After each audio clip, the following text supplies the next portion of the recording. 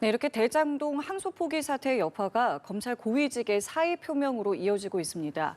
이렇게 검사장 징계 논의를 두고 혼란이 계속되는 가운데 구자현 검찰총장 직무대행은 오늘도 출근길에서 말을 아꼈습니다. 취재 기자 연결해서 관련 내용 들어보겠습니다. 김혜린 기자. 네, 구자현 검찰총장 직무대행은 오늘 오전 8시 50분쯤 대검찰청 청사로 출근했습니다. 어제부터 연이은 일선 지검장들의 사의 표명에는 별다른 입장을 밝히지는 않았습니다. 취재진이 고위 간부 사태가 이어지고 있는데 어떻게 지켜보고 있는지, 내부 반발은 어떻게 수습할지를 질문했는데요. 구대행은 어제 첫 출근길에 이어 오늘도 침묵을 지켰습니다. 정부의 검사 징계 논의를 두고 내부 혼란이 거세지는 상황에서 일단 신중을 기하는 것으로 풀이됩니다. 정성호 법무부 장관은 어제 검사장 징계 논의에 대해선 조직을 위한 좋은 방식을 고민하고 있다는 입장을 밝혔는데요. 검찰 내부 반발 움직임은 없는 걸로 알고 있다고 덧붙였지만 이후 사의 표명이 이어지며 후폭풍이 계속되고 있습니다.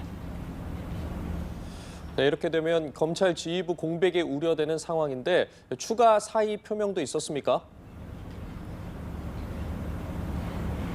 네, 지금까지 사의를 표명한 것으로 파악된 검찰 고위직은 2명입니다. 우선 박재혁 수원지검장이 어제 오후 사의를 표명했는데요. 대장동 사건 항소 포기에 대한 경위 설명을 요구하는 검사장 18명의 입장문을 검찰 내부망의 대표로 올린 지 일주일 만입니다. 검찰총장 대행에게 항소 포기의 경위 설명이 필요하다는 의견을 전한 송강 광주 고검장도 사의를 전달한 것으로 파악됐습니다. 다만 두 사람은 모두 구자현 총장 대행, 또 사퇴한 노만석 전 대행과 사법연수원 29기 동기여서 상명하복 문화가 뚜렷한 검찰 조직에서 지위 부담을 덜어주는 차원에서 선배나 동기 기수가 옷을 벗는 관례로 볼 여지도 있는데요.